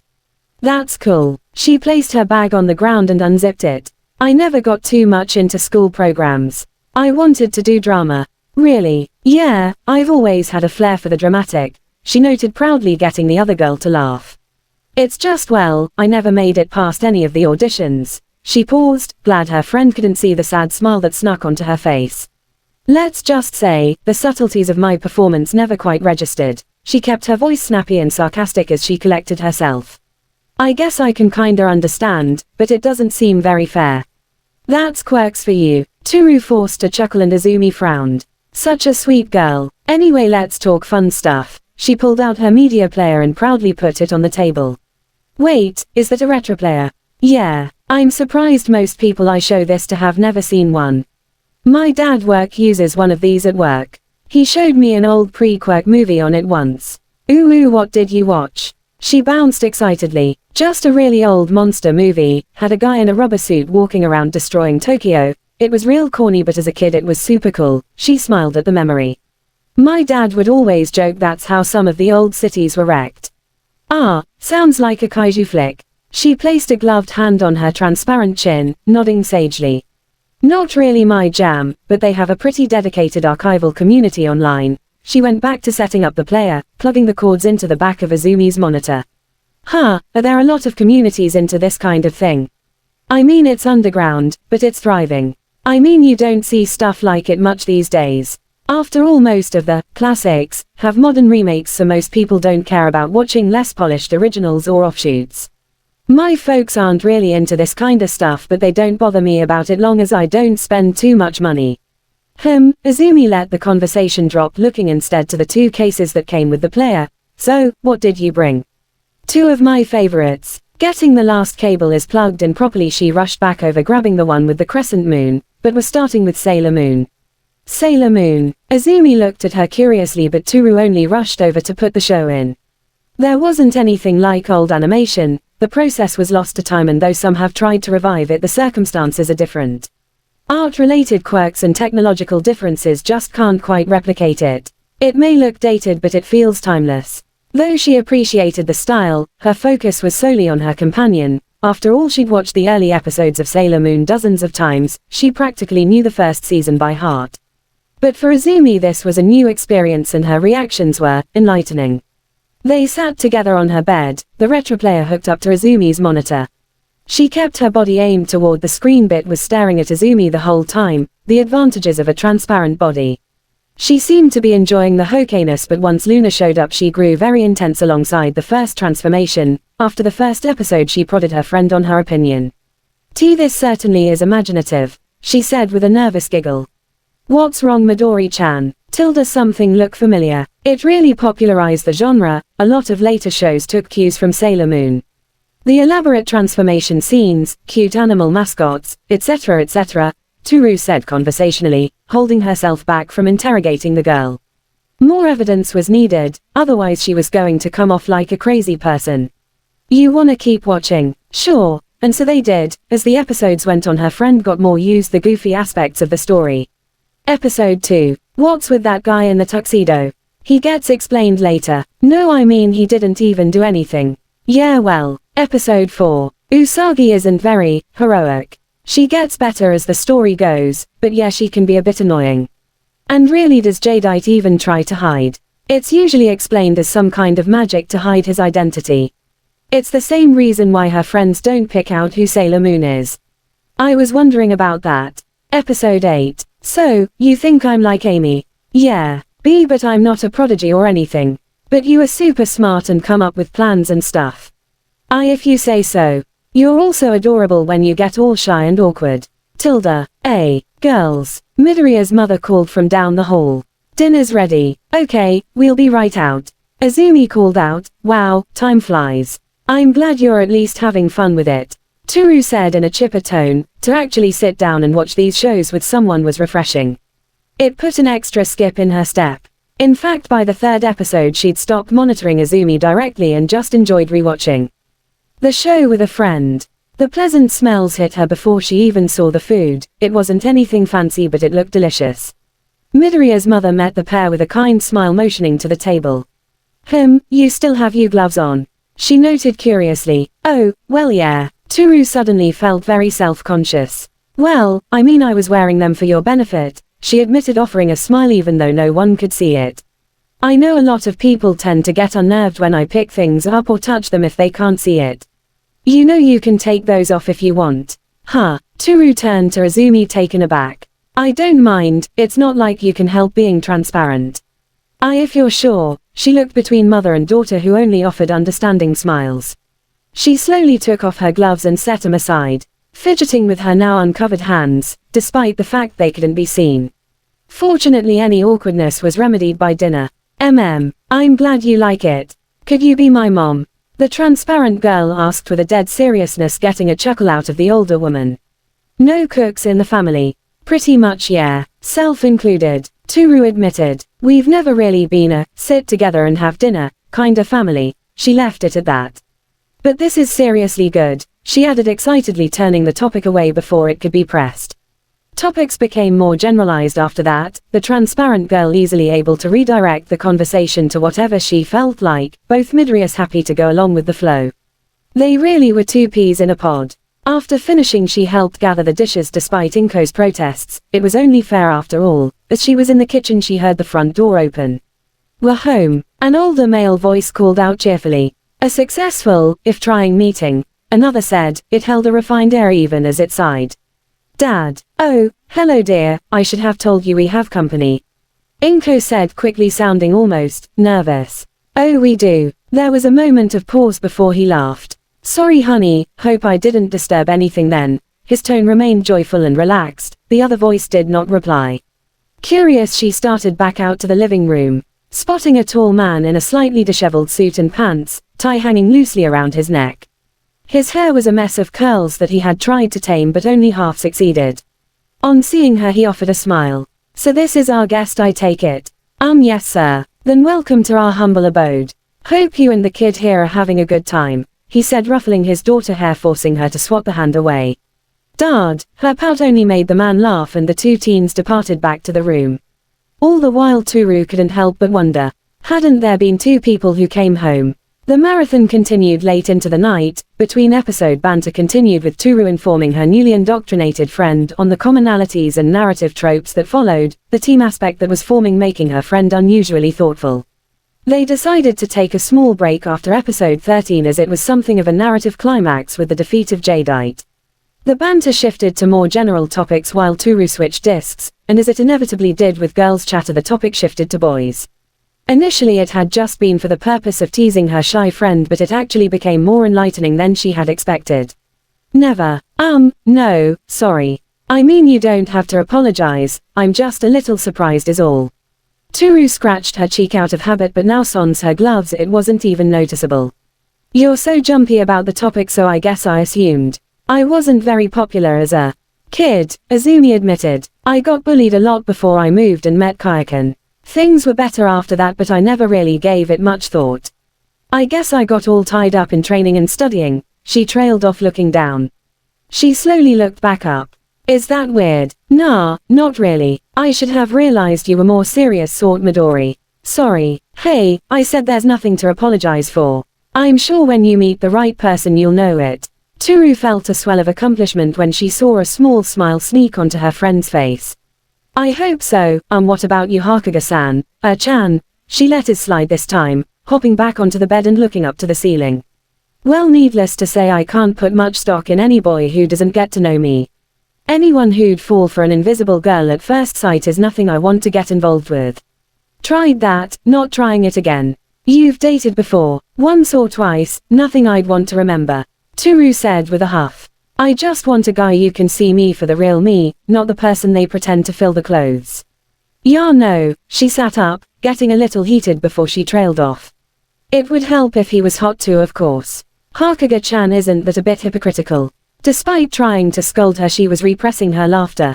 Oh come on, a little eye candy never hurt anyone. The invisible girl gave a wide grin that her friend seemed to feel as she started laughing fully. Filing that under a victory, she picked up the small remote. Now enough of that, back to the show. She said grandly before hitting play, starting the next batch of episodes, the two friends once again getting lost in the hokey yet earnest coming-of-age story of Usagi and her friends. It was late in the night when Toru awoke, blinking in the darkness. Her heavy eyes protested, but her bladder insisted. With a sleepy grumble, she got up from the futon on the floor and tried futility to ignore the invisible bangs tickling her nose and stumbled out to the hall and to the bathroom after taking a moment to remember where it was. She returned to the room more awake from her short walk but resigned to laying back down as her friend was still sleeping soundly. From the dim light of the hallway, a twinkle caught her eye. The sliver of hallway light catching Azumi's bracelet at just the right angle. That small sliver of crystal, it felt important somehow. Without really thinking about it, already walked over to the desk, hand hovering over the crystal. She really should ask first, but it's not as if she was going to steal it. After a moment of hesitation, she picked it up. It felt warm in her palm. Opening it up, she looked at the smooth green stone. Well, for the briefest moment it looked yellow, but it was clearly green. That was probably just the poor lighting. What kind of crystal is this? She mused softly, grabbing the bracelet by the band and letting the crystal dangle and twirl. It didn't look quite like any gem she'd seen before. She was hardly an expert, but it just had a way of refracting light that just seemed magical. She closed her eyes, imagining a transformation sequence. Swooping in to save the day, cleansing a transformed monster back to normal citizens. Looking to her right to see a transformed Azumi who offered her a thumbs up. That sounded nice. She opened her eyes to see the sparkling gem. But ultimately a fantasy, she said softly, unable to repress the sigh, and she turned to put it back down on the desk. Perhaps. Toru froze. It was the refined male voice from earlier. She turned slowly to see a cat sitting in the doorway. Its tail flicked back and forth but was otherwise motionless. Its mouth moved and the male voice spoke once more. But, the hope resonates with you. Hakuga Toru. A chill rode down her back, her breath catching in her throat. Was this actually happening? No, this can't be. This is a dream. It has to be. Cats don't talk, she rationalized out loud, her voice wavering slightly. The cat merely cocked his head and smiled. And most girls are not transparent, he countered, sounding bemused. We live in a world with many wondrous things, do we not? The very funny brain, I know I'm dreaming. You can stop this now, she said weakly. Her childish theories and a night of watching old anime had clearly gotten to her. That had to be it, because the only other option was. Her gaze turned to her green-haired friend, shifting slightly in her sleep. Somehow, despite having no visible cues, the cat seemed to follow her gaze where he smiled. Yes, I was the one who awakened Izumi's true potential, he said candidly, and for a moment her heart stopped. Validation for her childish wishes leaving the realist in her unable to form arguments. Magical girls were real. I seem to have upset you. That was not my intention. What no, I'm just. She stumbled, unable to get the proper words out, so she flailed her invisible arms in front of her, trying to dissuade him. But you were crying, he stated softly, causing her to freeze up and slowly touch her cheek, feeling the wetness. She stared at the small animal who was looking her right in the eyes, with nothing but concern and curiosity. You can see me, she whispered, unable to summon any more than that simple question. It did take a true sight spell, but yes I can, he replied with a chuckle. Oh, could you stop? I'm not used to people being able to see me. She looked down, feeling very vulnerable. Of course, I apologize for intruding like that, he said and closed his eyes. When he opened them again, the direct stare seemed to have disappeared. There, I disabled the spell. She let out a sigh of relief she hadn't realized she'd been holding. Thank you, you can call me Aylward. Thank you, Aylward-san. Toru let the foreign name roll off her tongue, trying to get a feel for it. She took a moment to collect herself before the reality of the situation hit her. She was speaking with a real magical familiar, she needed to get her head in the game. She clapped her hands hard against her cheeks, trying to get her mind to refocus on the extraordinary circumstances in front of her. Noting the puzzled look on the cat's face, its ears twitching, she turned and bowed deeply. Sorry, I was a bit taken aback. I'm sorry if I wasn't supposed to touch Midoriya's crystal. No trouble at all. His soothing voice eased away some of the tension in her shoulders, but she was still far too amped up to relax. If the Hope had issue with your curiosity, it would not have made contact with you, he explained, hopping up on the foot of the bed, Izumi still asleep through all this somehow. Contact. Indeed, the vision projected to you on your desires and wishes, he clarified patiently. You saw that. I am connected to Hope as its keeper. His jovial reply added embarrassment to the swirling cocktail of emotions. He looked out to the window, seemingly oblivious to this. It was nostalgic, a guardian candidate whose only wish is to be a guardian, he said with a wistful smile. Never thought I'd see such a thing so soon after coming to this world. Was it different before? In your home? Yes, magical guardian was a noble and well-known position, used to battle against the evils of the world and beyond. Daughters of all stations would come to the academy to learn and train as guardians. Some did it for duty to their family, personal glory or betterment. As long as their heart was in the right place, the Hope would not judge their motivation. But it had a special preference, those whose only goal was to become a guardian. The pure motivation instilled by the actions of the guardians that came before them. He turned his gaze toward Izumi. Izumi is the first guardian of this world. I would not have expected to see any such motivations until after her hero career had begun, and from what I could feel, your inspiration came before even meeting Izumi. A curious phenomenon. Well, she trailed off, turning her gaze to the ceiling. There's more of us out there than you'd think, she said with a nervous chuckle, getting him to cock his head. But details aside for now, are you saying I could really become a guardian like Midori? She pressed, tone hopeful. The cat offered the girl a gentle smile. The Hope has responded to your wish and found you worthy. There is but one action you must take to become a guardian candidate. Really? I'll do it, anything. Very well, Hakuga Toru. His voice grew serious, causing her to tense up. You must get your parents' permission. It took all of her willpower not to topple over from anticlimax. You can't be serious. She barely managed to restrain her shout to a whisper. The outburst left the cat with an adorably perplexed look on his face. Yes, I'm quite serious, he managed to compose himself quickly. The Guardian Ascension process will alter your body to make it more suited for magic. We are still studying the effect the Hope has on people from your world. I made that mistake with Izumi and I promised not to make it again. Izumi was changed. Toru looked to her friend with concern. What happened to her? It is not my place to say. The cat closed his eyes, showing that would be the end of that topic. It is nothing overtly dangerous, but should a change happen, I would like your parents to be aware and prepared for it. I see. She looked down, feeling conflicted. Of course powers would come with consequences and responsibilities, she was prepared for that. The idea of either of her parents signing off on such a flight of fancy seemed unlikely. Besides, if she changed at all, no one would even notice, considering she was invisible. I am truly sorry if I have disappointed you, he offered a bow toward the girl, the odd sight and genuine action bringing a slight smile to the girl. It's fine, I should have realized there'd be some strings to it. I could think of a few options that could be way worse, she chuckled briefly, imagining a white cat-like creature in place of the black cat in front of her, offering her a contact instead of a bow. Yes, much worse. We'll just have to see what my folks have to say about it, she shrugged, forcing it aside for now despite her own curiosity. There were other curiosities to focus on first. Aylward, since you were able to see me. Her heartbeat rose and she did her best to control herself. What do I? The words died in her mouth as she heard the blankets shuffle. In her peripheral vision she could see Izumi slowly sitting up, rubbing the sleep for her eyes. Izumi took in the pair at the edge of her bed and woke up like a snap, paling slightly. Aylward, what are you doing? Toru-san, it's not what it looks like. I mean, he is a cat, but it's not anything like the show. Aiju, she began to ramble, her bedhead only making her look more frazzled.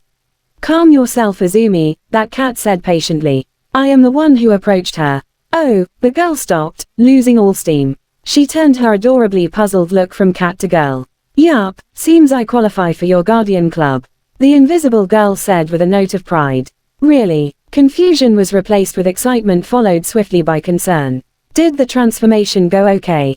It hasn't happened yet, Aylward clarified. Apparently I need to get my parents' permission first. That would probably be for the best. Ah man, you're supposed to be on my side, Midori, she whined before giving an exaggerated pout, turning away and crossing her arms. Oh, sorry Aiju. It took a moment for the girl to realize Toru was just playing with her and she trailed off into a giggle. Is there perhaps some way we could make it up to you? Aylward seemed willing to play along. Well, since you insist, there is something I'd like to show you, she said as she hopped off the bed and picked up the retro player. There was truly something magical about an honest-to-God magical advisor witness the backbone of the genre. There was no way anyone on the archival forums would believe this. But depending on how things went, she might become her own proof. One way or another, she was going to become a magical guardian. There was no way she was letting this opportunity pass her by. She promised herself that. She just needed to find a good way to spin this when she came to ask her parents. Thanks for watching.